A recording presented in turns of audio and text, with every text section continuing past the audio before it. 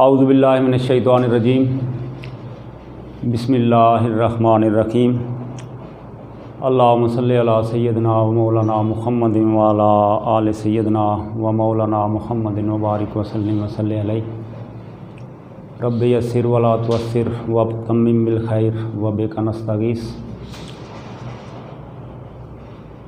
Dear students, अस्सलामु अलैकुम। आज का हमारा लेक्चर उर्दू के हवाले से तीसरा लेक्चर जो है वो होने को जा रहा है और आज के हमारे लेक्चर का उन्वान है इस्सा नज़म में से नज़म बरसात की बहारें। उसके साथ हम एक ख़त पढ़ेंगे, आपा के नाम ख़त, और एक कहानी पढ़ेंगे जिसका उन्वान है इत्तेफाक में बरकत है। लेक्चर को तवज्जो से सुनें और इंशाअल्लाह आपको समझ आएगी। आपके सिलेबस में ये जो नज़म है जो हम पढ़ने लगे हैं, ये इंतहाई ज़रूरी है और इसमें से अक्सर कुछ न कुछ पेपर में, बोर्ड के पेपर में आता है, इसलिए इसको गौर से आपने सुनना है। सबसे पहले मैं आपको ये बताना ज़रूरी समझूंगा कि नज़म क्या होती है। जैसे पहले दो लेक्चर जो है वो गज़ल के हवाले से हुए हैं, तो गज़ल के बारे में मैंने आपको बताया था कि गज़ल क्या होती है। इस तरह नज़म का बताना ज़रूरी समझता हूँ कि सबसे पहले आप ये समझें कि गज़ल होती क्या है, नज़म होती क्या है। तो प्यारे बच्चों, नज़म का माना होता है, लफ्ज़ी माना है लड़ी में परोना। जिस तरह तस्बीह के दाने होते हैं और वो एक लड़ी में परोए होते हैं, और जब वो लड़ी में परोए होते हैं तो बड़े खूबसूरत महसूस होते हैं, बड़े अच्छे लगते हैं। इसी तरह नज़म के जितने अशार होते हैं वो शेर एक दूसरे से रिलेटेड होते हैं, जबकि गज़ल में ऐसे नहीं होता। गज़ल में एक शेर दूसरे शेर से मुख्तलिफ होता है। बाज़ शेर ऐसे होते हैं जो हक़ाइक़ पर मबनी होते हैं, वो इश्क़ हकीकी से उनका ताल्लुक़ होता है, और उसी गज़ल में बाज़ अशार ऐसे होते हैं जो कि इश्क़ मजाजी से उनका ताल्लुक़ होता है, जबकि नज़म में ऐसा नहीं होता। नज़म में यानी इसका, जैसे मैंने माना बताया है कि इसका मीनिंग होता है लड़ी में परोना, तो इसमें हर शेर जो है वो दूसरे शेर से रिलेटेड होता है, दूसरे शेर से मिलता जुलता होता है। इसीलिए नज़म का एक मरकज़ी ख़्याल होता है, जबकि गज़ल का मरकज़ी ख़्याल नहीं होता। अगर मरकज़ी ख़्याल के हवाले से देखा जाए तो गज़ल के हर शेर का अपना एक मरकज़ी ख़्याल होता है, जबकि नज़म में पूरी नज़म का एक मरकज़ी ख़्याल होता है, उसका एक थीम होता है जो 2 या 3 लाइनों में या 1.5 लाइन में लिखा जाता है कि इसका मेन इसमें क्या चीज़ बयान हुई है। तो दूसरे नंबर पर जो अहम बात है कि इस नज़म में, नज़म की मुख्तलिफ़ किस्में होती हैं और बाज़ अशार इसमें ऐसे होते हैं जो सिर्फ़ 2 मिसरों पर मुश्तमिल होते हैं। बाज़ नज़में ऐसी होती हैं कि उनमें एक बंद की शक्ल में आता है जो कि 4 मिसरों पर मुकम्मल होता है, और बाज़ ऐसी नज़में भी होती हैं जो कि 5 मिसरों पर वो बंद मुकम्मल होता है, और बाज़ ऐसी नज़में भी होती हैं कि जिसके मिसरे जो है वो 6 होते हैं, 6 मिसरों वाला बंद होता है। तो ऐसी नज़म जिसके मिसरे 4 हों, उस नज़म को, उस बंद को क्या कहते हैं? रबाई कहते हैं। ऐसी नज़म जिसके 4 मिसरे हों, उसको रुबाई कहते हैं।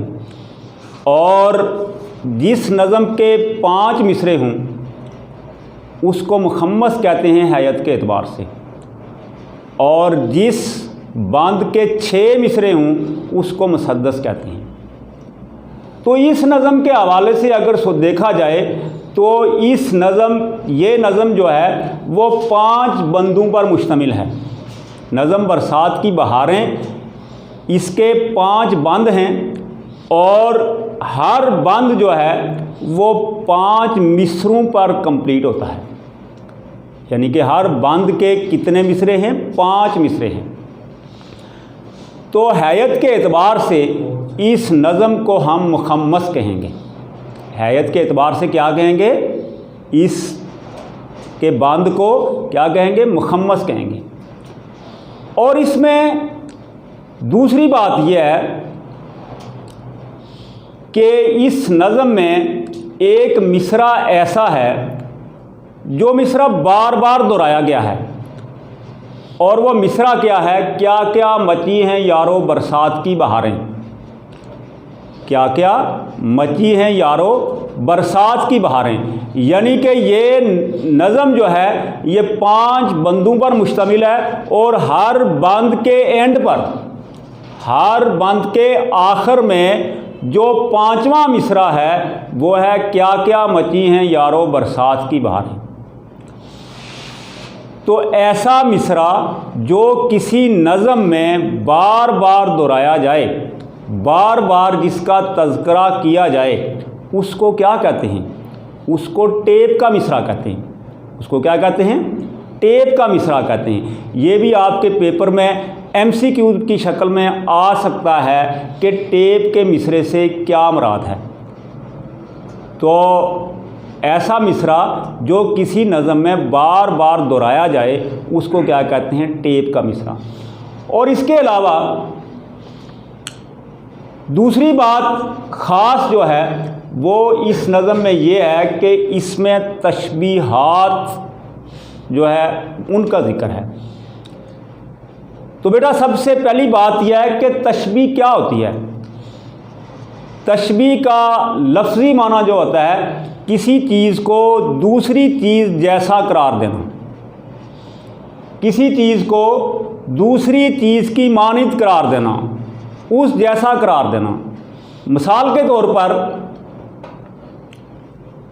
एक बच्चा बाहर से आता है, जब अपनी माँ के पास आता है तो उसकी माँ अपने बेटे को देखते ही कहती है मेरा शेर आया। माँ बच्चे को देखते ही कहती है मेरा चांद आया। तो क्या वो बच्चा वाकईतन चांद है, या क्या वो बच्चा वाकई शेर है? जिस शेर की 4 टांगें होती हैं, जिस शेर के पीछे एक दुम होती है, क्या वाकई ऐसे है? या क्या वाकई वो चांद है जो चांद पूरी दुनिया को रोशन करता है, पूरी दुनिया में रोशनी फैलाता है? नो, ऐसे नहीं है। असल में बात क्या है? यानी अज़रूए खूबसूरती के माँ जो है वो चांद के साथ अपने बेटे को तशबीह देती है, या माँ शेर के साथ अपने बेटे को तशबीह देती है, शेर जैसा करार देती है कि मेरा बेटा अज़रूए बहादुरी के, एक बहादुर होने के नाते इतना बहादुर है कि जितना शेर बहादुर होता है, शेर को किसी चीज़ का डर नहीं है, इसी तरह मेरा बेटा जो है एक शेर की मानित है, एक शेर जैसा है। या मेरा बेटा इतना खूबसूरत है कि जितना चाँद खूबसूरत है, जिस तरह चाँद जो है वो पूरी दुनिया को रोशन करता है, एक वक्त आएगा मेरा बेटा भी पूरी दुनिया को रोशन करेगा। पूरी दुनिया में जो है वो क्या करेगा? इल्म की शमें फैलाएगा, या इस किस्म की बातें जो है वो अच्छाई की तरफ फैलाएगा।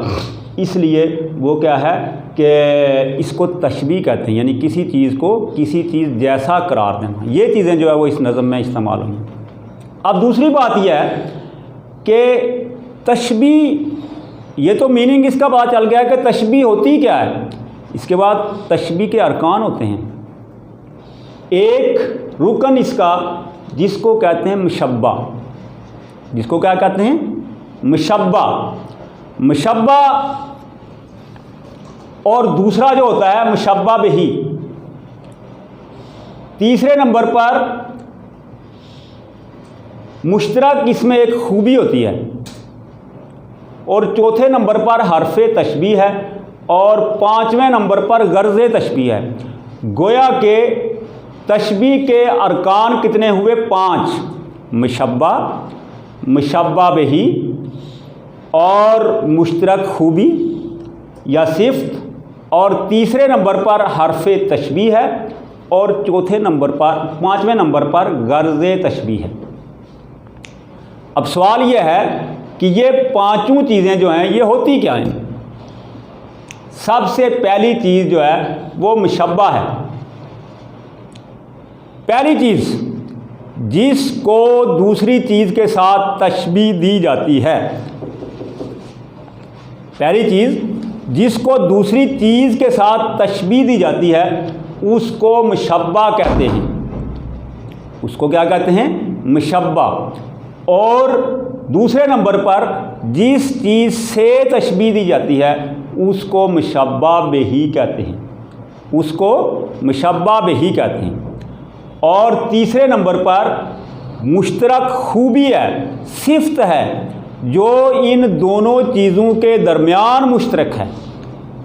एग्जाम्पल के तौर पर मैं आपको समझाऊंगा। वो मुश्तरक खूबी जो है उसको क्या कहते हैं? वजह शिबा। उसको क्या कहते हैं? वजह शिबा। यानी कि जिस खूबी की वजह से ये आपस में मुश्तरक हैं। और चौथे नंबर पर हरफ़े तशबीह है, यानी ऐसा हर्फ जिसको जो कि इन दोनों को मिलाने के लिए इस्तेमाल हुआ है, उस हर्फ को क्या कहते हैं? हरफ़े तशबीह। और पाँचवें नंबर पर है गर्ज़े तशबीह। गर्ज़े तशबीह क्या होती है? कि जिस वजह से तशबीह दी गई, जिसकी वजह से तशबीह दी गई, उसको क्या कहते हैं? गर्ज़े तशबीह। एग्जाम्पल के तौर पर मैंने आपको एग्जाम्पल दी थी कि मेरा चांद आया, मेरा चांद आया, या यूं कहें कि मेरा बेटा चांद की तरह है, चांद की तरह है। अब इस एग्जाम्पल में देखें तो आपको साफ नज़र आएगा कि एक है मेरा बेटा, दूसरे नंबर पर है चांद, उसके बाद की का लफ्ज़ है। ठीक है, मेरा बेटा जो है ये मुशब्बा है, यानी कि बेटे को तशबीह दी जा रही है। मैंने आपसे ये कहा था कि जिस चीज़ को तशबीह दी जाती है उसको मुशब्बा कहते हैं। तो गोया के बेटे को तशबीह दी जा रही है, बेटे को तशबीह दी जा रही है, इसलिए इसको मुशब्बा कहेंगे। जिस चीज़ को दूसरी चीज़ के साथ तशबीह दी जाती है उसको मुशब्बा कहते हैं। तो चूँकि बेटे को चांद के साथ तशबीह दी जा रही है, इसलिए ये कहेंगे कि बेटा क्या है? मुशब्बा है। और बेटे को किससे तशबीह दी जा रही है? चांद के साथ। तो चांद क्या हुआ? मुशब्बा बिही हुआ। चांद क्या हुआ? मुशब्बा बिही हुआ। मेरा बेटा मुशब्बा है और चांद क्या है? मुशब्बा बिही है।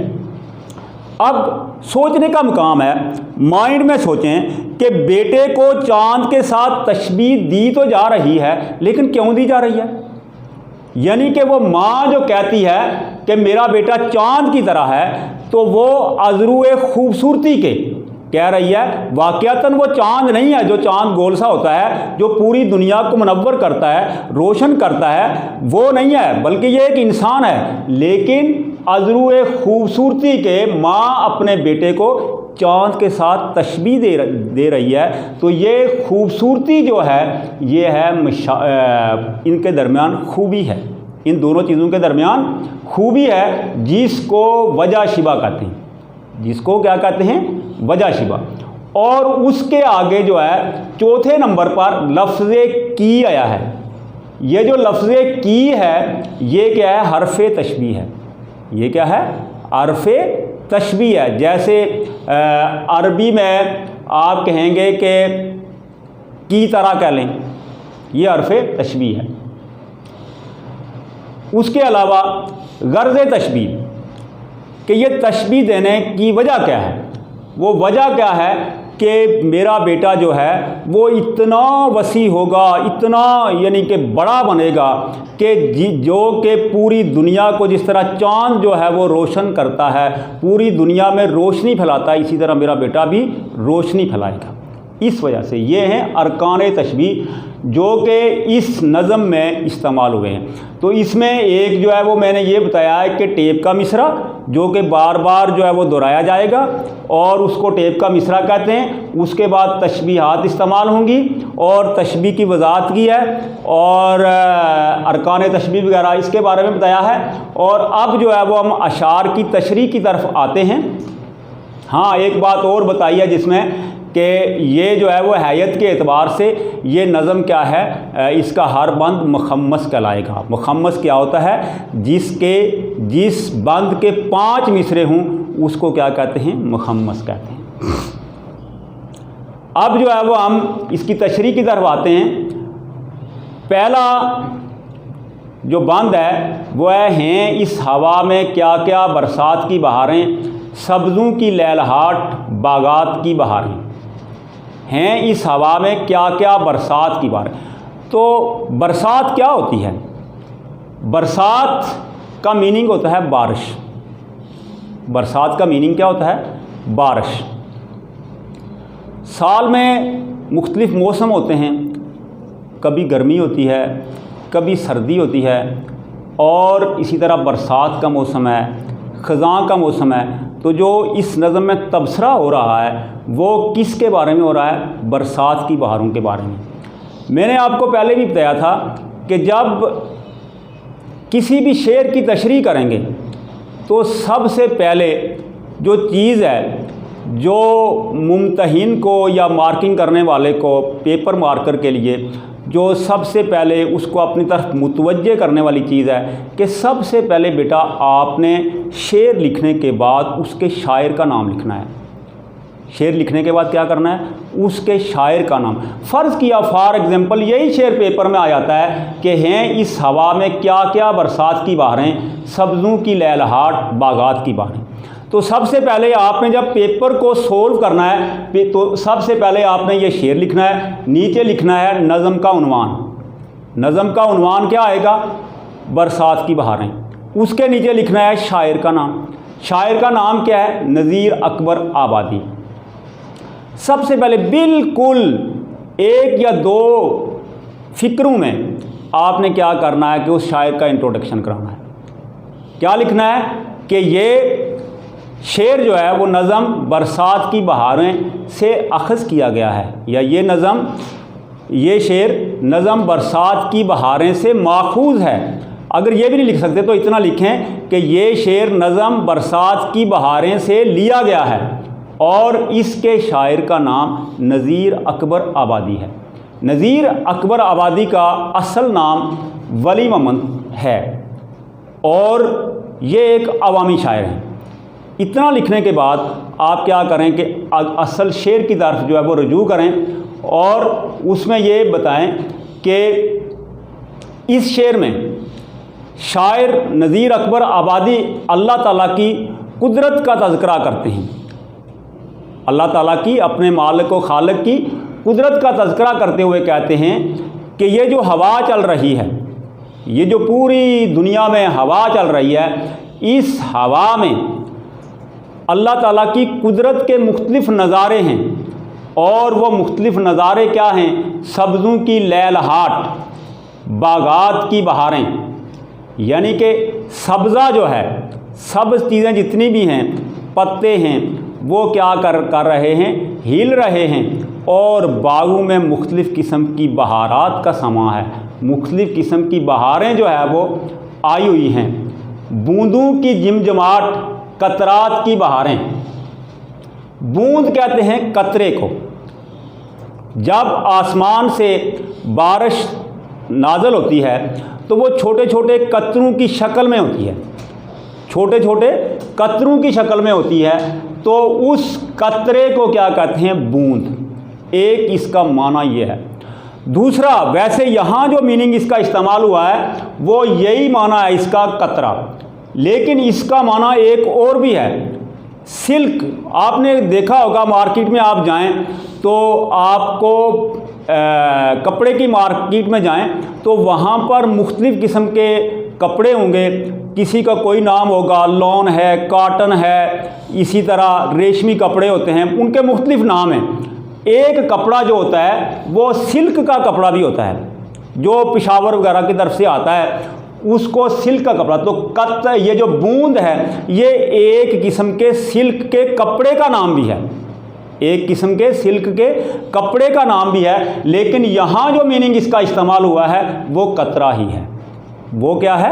कतरा है। जो आसमान से बारिश के कतरे नाज़िल होते हैं उसको क्या कहते हैं? बूंद। उसके बाद एक लफ्ज़ इस्तेमाल हुआ है लैलहाट।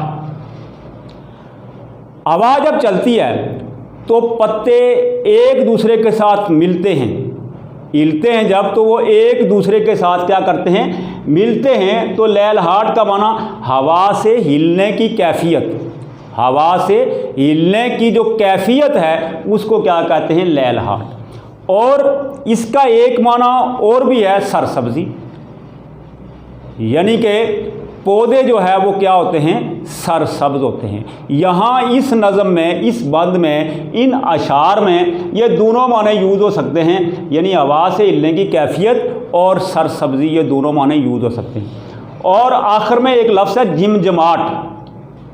जिमजमाट का माना जगमग करने की कैफियत, खुश होने की कैफियत, और इसका एक माना ये भी है चमकदार, रोशन, यानी खूबसूरत लगना, ये है।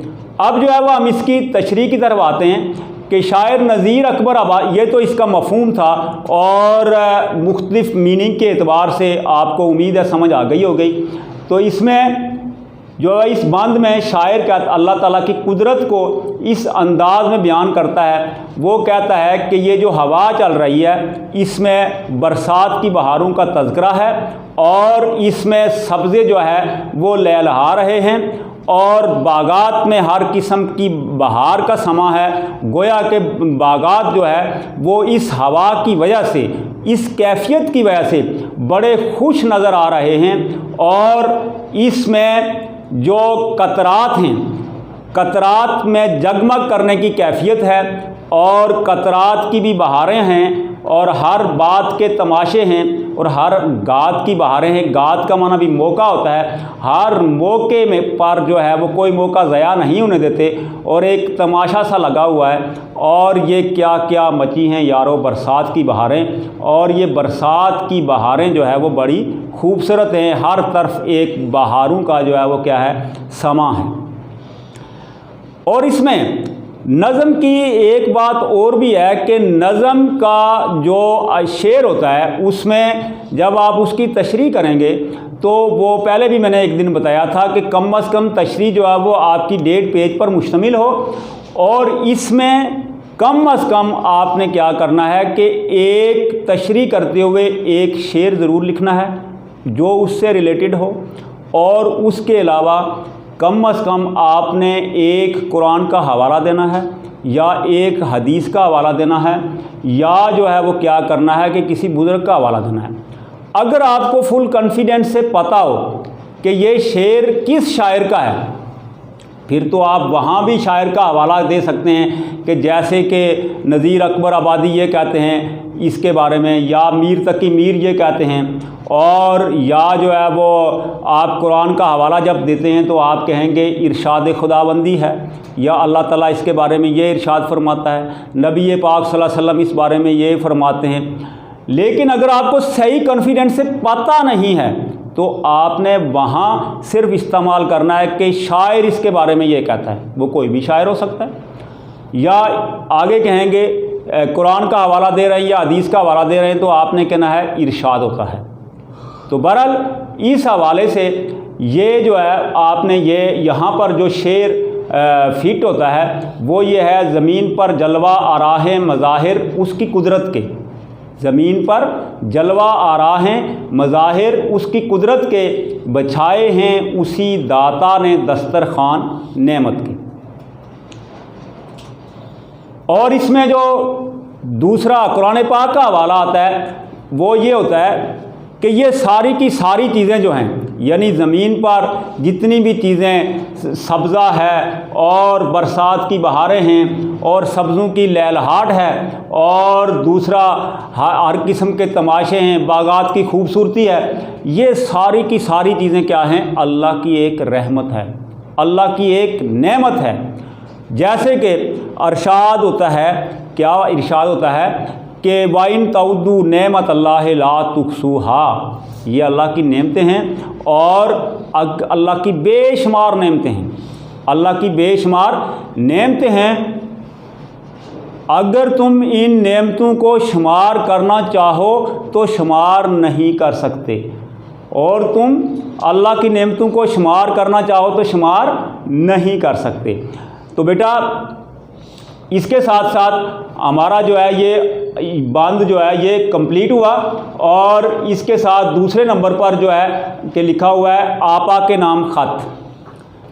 आपा के नाम ख़त जो है वो है, जैसे मैंने पहले आपको बताया है, ख़त का तरीका, वो तरीका आपने इस तरह लिखना है कि इब्तिदा में आपा के नाम ख़त जो है ये आपके पेज नंबर 60 पर है। पेज नंबर 60 पर तीसरे नंबर का लेटर है। पहला वालिद के नाम था, दूसरा वालदा के नाम था, और तीसरा जो ख़त है ये है आपा के नाम। क्योंकि आज हमारा लेक्चर नंबर 3 है और तीसरे नंबर पर ये लेटर आ रहा है, इस लेटर के हवाले से आपने कैसे लिखना है? शुरू में कमरा इम्तिहान, जैसे मैंने आपको बताया था पहले ही, उसके बाद आपने डेट लिखनी है, ऐसे लिखना है कमरा इम्तिहान, उसके बाद डेट आज 5 जून 2020, और यहाँ पर मेरी प्यारी बहन आगे साइन, और उसके बाद अस्सलामु अलैकुम।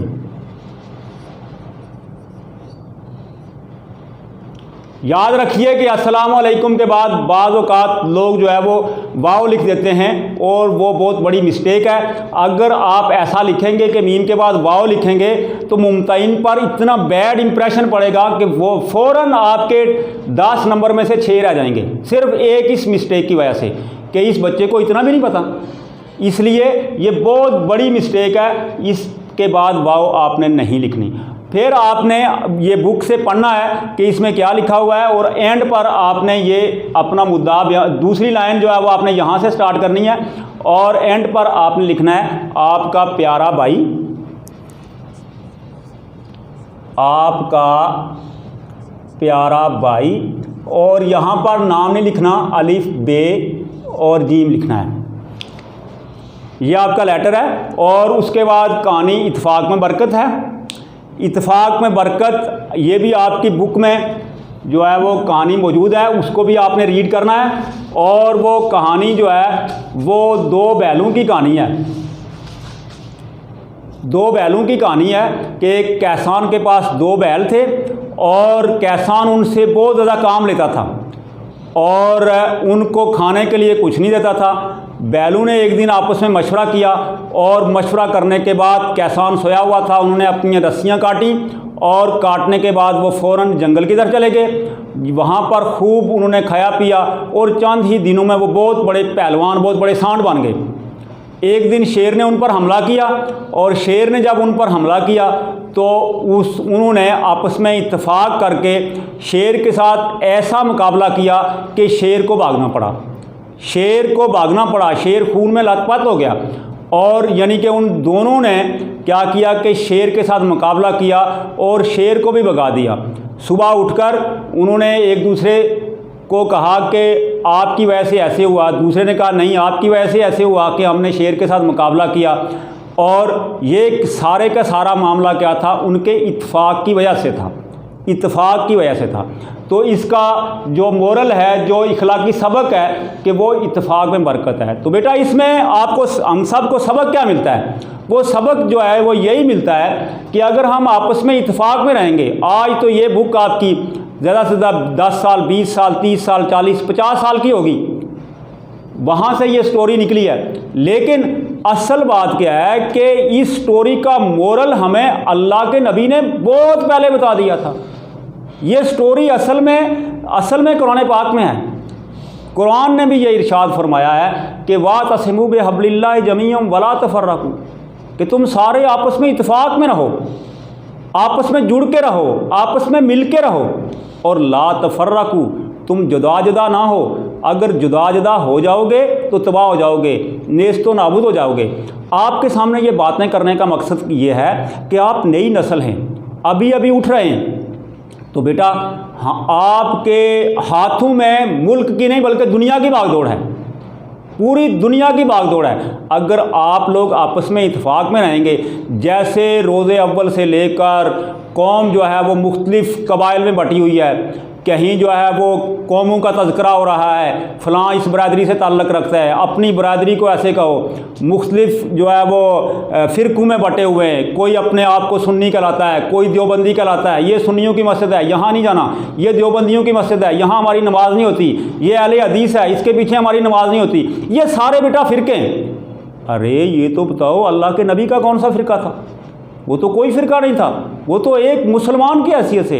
तो बेटा ये चीज़ें जो है वो कुरान पाक में बहुत पहले से आई हुई हैं। तो इसलिए इन चीज़ों से बालातर होके, इन चीज़ों को पसे पुष्ट डाल के आपने जो है वो एक तस्बीह के दानों की तरह आपस में मिल के रहना है। जब मिल के रहेंगे तो उसमें बरकत होगी, और अगर जुदा जुदा हो जाएंगे, फ़िरका परस्ती करेंगे तो तबाह हो जाएंगे, क्योंकि नाइत्तेफाकी का इंजाम बुरा है।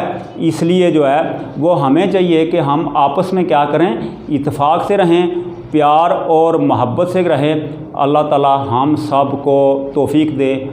वस्सलाम व मा अलैना इल्लल बलागुल मुबीन।